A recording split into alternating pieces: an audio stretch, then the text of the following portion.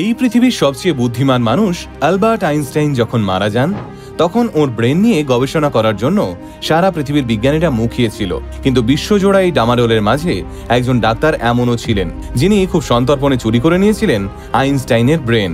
Doctor Thomas stalls তিনি সুযোগ পেয়েছিলেন অ্যালবার্ট আইনস্টাইনের পোস্টমর্টেম করবার। পোস্টমর্টেম চলাকালীন তিনি আইনস্টাইনের ব্রেনটাকে চুরি করে নেন এবং তারপর আইনস্টাইনকে কবর দিয়ে দেওয়া হয়।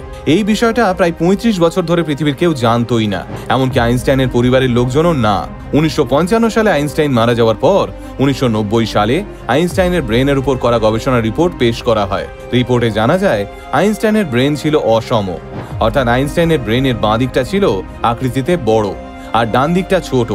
সাধারণ মানুষের দুটো দিকই সমান হয়, এই জন্য আইনস্টাইনের ভাবনার পরিধি ছিল অসীম।